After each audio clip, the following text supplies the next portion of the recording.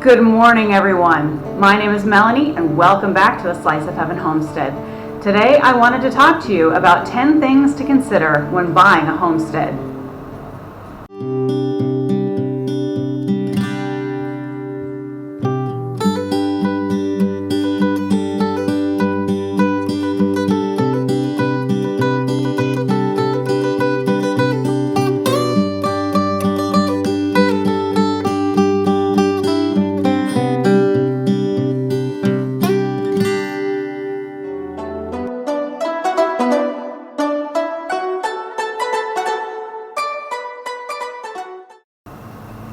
So buying a homestead may be one of the most important decisions of your life.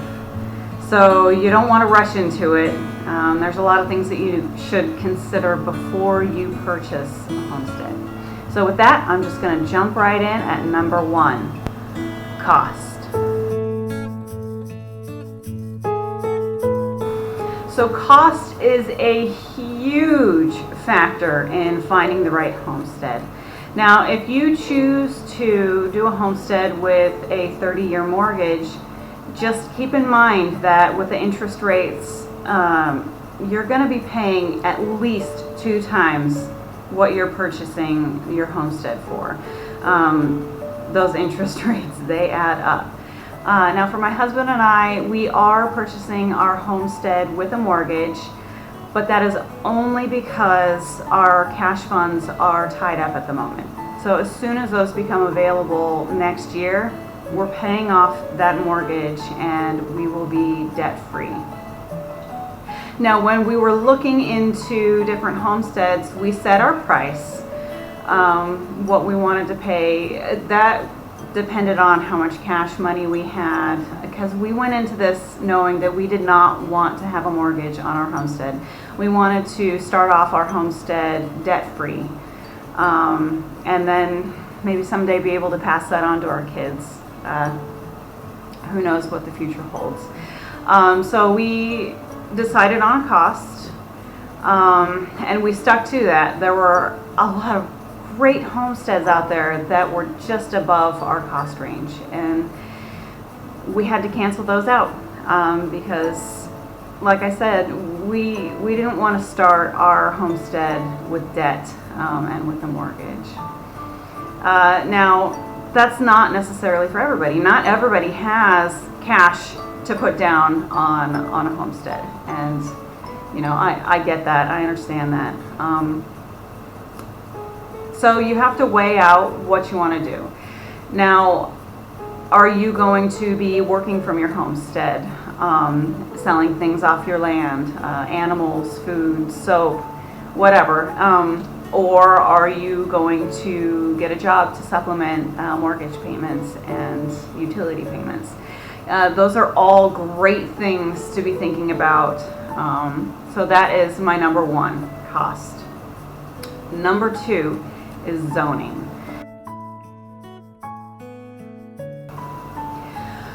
Now, along with zoning comes land use covenants, deed restrictions, and HOA fees.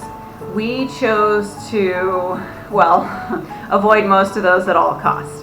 We did not want an HOA fee. That's a homeowners association fee, and those are usually, neighborhoods and things like that. Along with fees for road upkeep and stuff like that, there could be hidden fees. So we ran into some HOA fees while we were looking for our homestead that they were allowed to increase that by 10% every year. And so, it doesn't sound like a whole lot to begin with, but 20 years down the road, what started off as maybe $100 is now like $2,000 or $3,000, and that's just insane. So you want to be careful and maybe avoid those HOA fees if you can. Now, the land use covenants, you want to be careful because sometimes there are great pieces of property out there. However, they are dedicated to natural wildlife, and you won't be allowed to cut down trees or clear things for gardening or even have certain animals on your land. So you want to be careful with that. Our piece of property is there's mostly no land covenants. However, we will be living in an area where you're not allowed to chop down oak trees that are above a certain circumference. So that's okay. We weighed it out and we were okay with that one stipulation on the land. So zoning, there are many different types of zoning. Probably what you guys will be looking into is residential or agricultural. Now, I suggest looking into only agricultural pieces of property. When you get into residential, you're going to come into problems with animal restrictions and things like that, because those are going to be mostly associated with neighborhoods. And even if there's no neighborhoods around you, at that particular time, there could be. There is a potential for subdivisions and things like that. And that's probably something that you want to avoid when searching for a homestead. So in the area that we were looking at, we did find some agricultural property. It's zoned A3. A1 is for like big farms, stuff like that. A3, the restrictions on that were no parcel could be less than 5 acres, and that's a pretty good zone for us.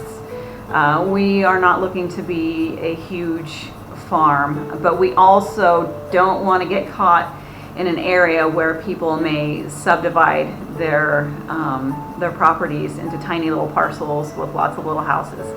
So all of the surrounding parcels around us are zoned A3.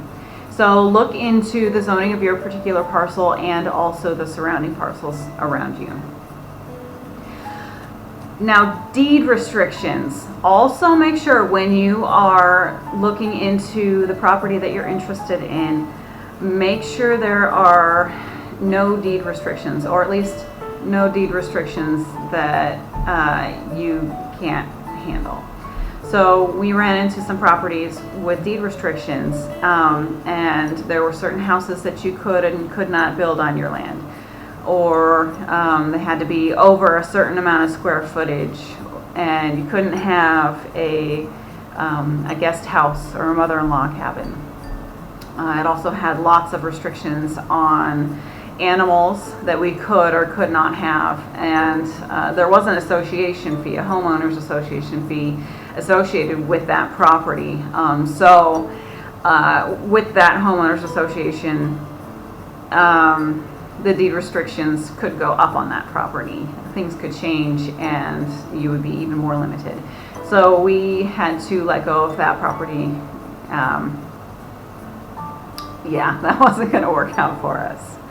So just be aware of the zoning, the deed restrictions, the land use covenants, and any HOA fees associated with that piece of property. Now, number 3 is self-sufficiency and utilities.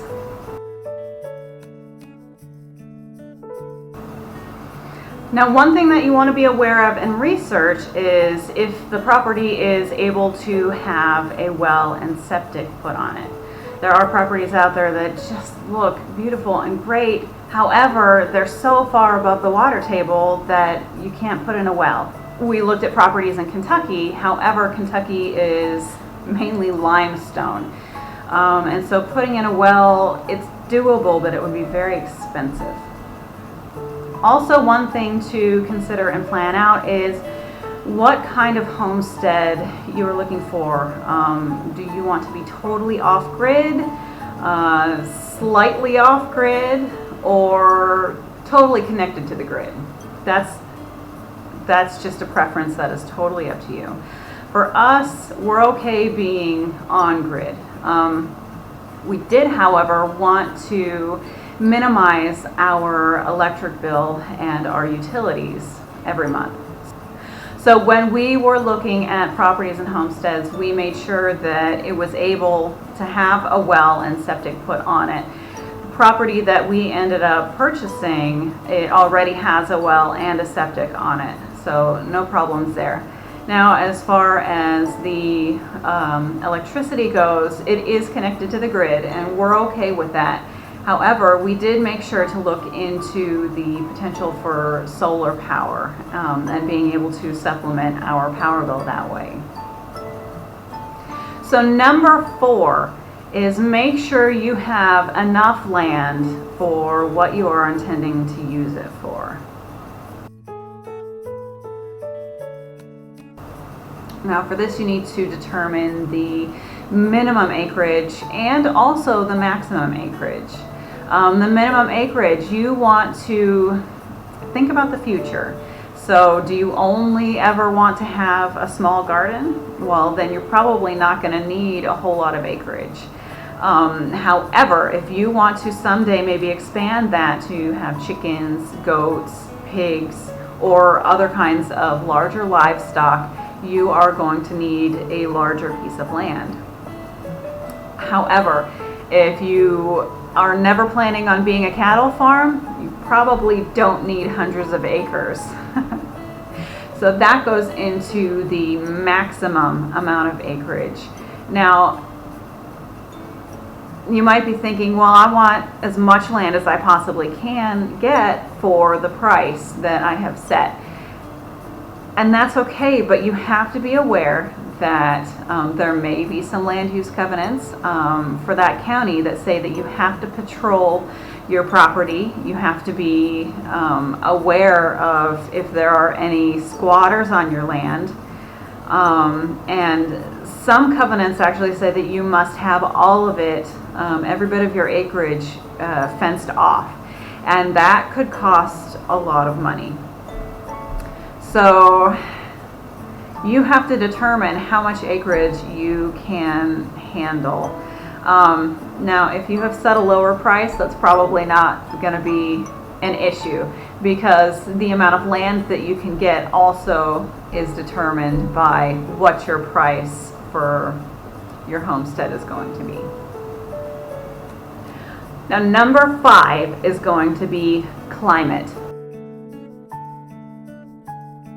What do you prefer? Do you like really snowy winters, or can you not really stand the cold?